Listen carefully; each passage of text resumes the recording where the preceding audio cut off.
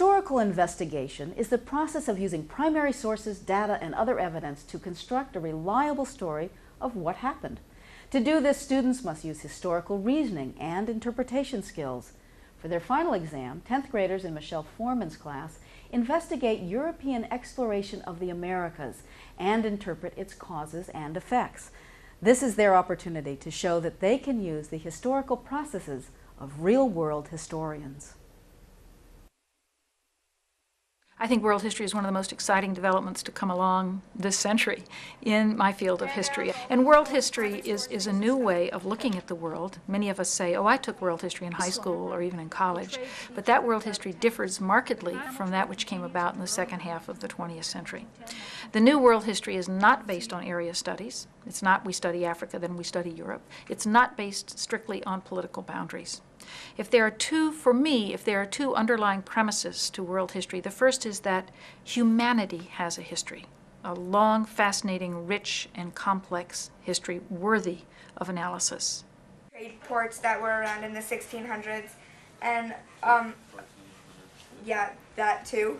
And like around here are what all of the different trade ports were trading, and the Americas had a lot of different like furs and a lot of foods like peas and potatoes. The premise is that the world has been far more connected for far longer than we previously believed. I can remember for me one of the epiphanies in world history came about when I read about a discovery of an Egyptian mummy, more than 3,000, 4,000 years old now. And she was found in Egypt with strands of silk from China in her hair. And this caused me to say, wait a minute, what's the relationship of Chinese silk? How did it get here? Who was she? What was she doing this silk in her hair? What did the Chinese get in exchange for the silk? What else was exchanged? What kind of ideas hitchhiked along with that silk? And to realize that to divide the world into nation states as they currently exist or previously existed, to divide the world into areas, you miss so much of the history, the big history that went on in the world. And that's part of what world history is about. Yeah, kids your age often swim across, it's called the Bosphorus Straits. They swim across it to say that they swam to Asia or they swam to Europe. Isn't that cool? Ruling it at its height. So when she says we can show little ships and all this kind of stuff. And so the silver from America is from behind where point where silver is. Yeah, it finds its way, goes through Europe, from middlemen in Europe, and then it ends up a lot of it in China. And that silver doesn't flow out of China until the 1800s, the 1830s, with the Opium Wars, where the British forced China to take opium that they grow in India, that they sell in China. And the Chinese end up paying for the opium with silver, which reverses the flow. So China then is losing most of its silver. And a lot of that silver ends up funding the European exploration of the Americas. Do you get it? What happens? How it's all connected? I deeply believe that students and I learn best by doing. And I want the exam period to be as much as possible part of the instruction. I always believe that assessment, the best assessment, is embedded in instruction. So in other words, the exam is a continuation of their learning. The way in which I can explain that to you is to say, first of all, the skills that they are exhibiting are skills that they have learned all year long, and they are applying them to new content. This is a unit, the unit of exploration, European contact with the Americas, initial contact with the Americas. This is contact to which the students have yet to be exposed before the exam period.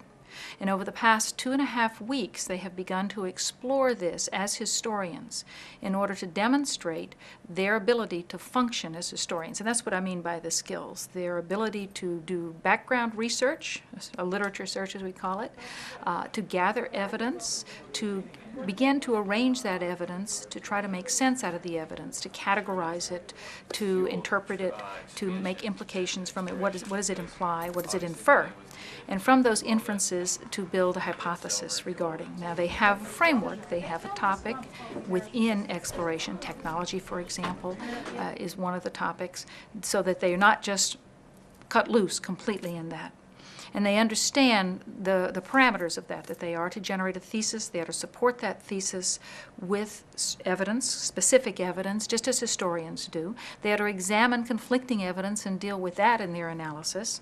And at the end, they are to present their findings to the public, which is their classmates. They are to teach their public what they have learned about their topics. This is about student learning. And this dignifies student learning. It says what you have to say and how you make sense of the past is important. Asia. As you can see, Europeans were able to get in through here and over to Asia and also up through here. And when the Turks took Constantinople, they couldn't do that anymore. They had to pay the Turks, who were Muslim, as Melissa said, a trade profit. And the Christian Europeans didn't like having to do that. So that was one of the main reasons why they headed west and landed in the Americas and in North America. When you're historians, you have to look at the many points of views that there is.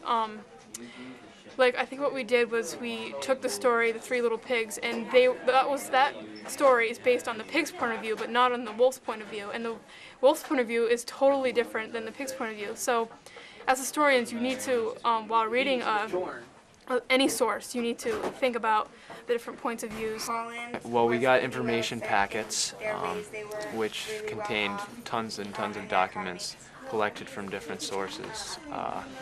Primary sources, secondary sources, and we went through and highlighted all the important information and took notes on that. Textbooks can be boring and long, and primary resources are really to the point and a lot easier to understand, I think.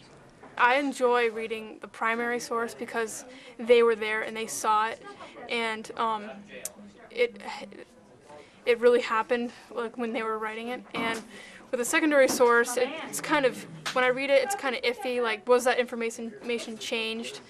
And I just enjoy reading primary sources because I know the information wasn't changed, and it's just more interesting because they were there. Throughout this course, I've tried to disabuse my students of the notion that history is about memorization. I work with a number of professional historians. I know of no professional historian who memorizes. We may have learned things by contacting them over and over again, but we never sit down and memorize things. And I think that's important. I avoid multiple choice tests whenever possible. The exception to that is I teach an advanced placement course, and I do some drill with my students so that they won't be penalized on a multiple choice test. I also enlighten them and say, you will very seldom in your life have to take these again. Very few uses for that. I'm not opposed per se to multiple choice tests, but I do realize the limitations of any multiple choice test, the best multiple choice test in assessment. It is one brief, quick snapshot of one type of learning and retention. I believe that it is very difficult to embed that well into instruction. In other words, it's very difficult to have students learn through that. You can do some learning through it, but it's harder than this type of the exam. I also think that it gives us a very limited look at student achievement and accomplishment.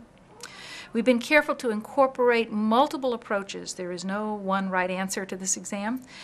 They are using a variety of approaches. They are demonstrating that they can work individually.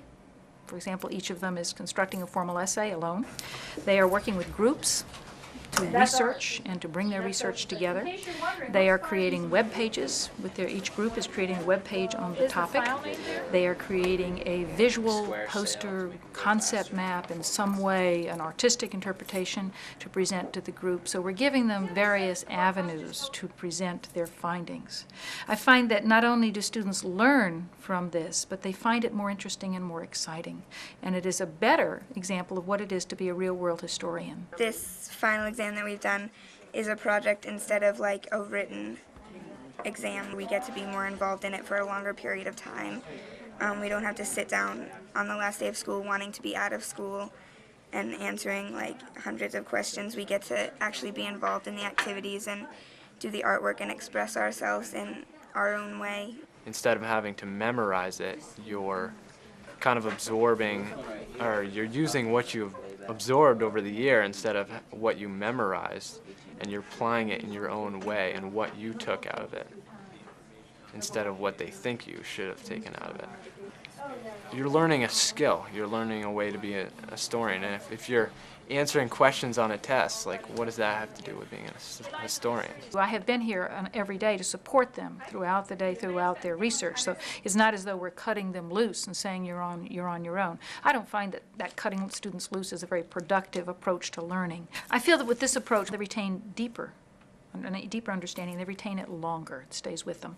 I believe that's true because of the connections that they make. And that's what history is about. History is about making connections and helping students to find those and make them in their own way. You know, no two of us have the same semantic web in our heads, and no two students will make exactly the same connections.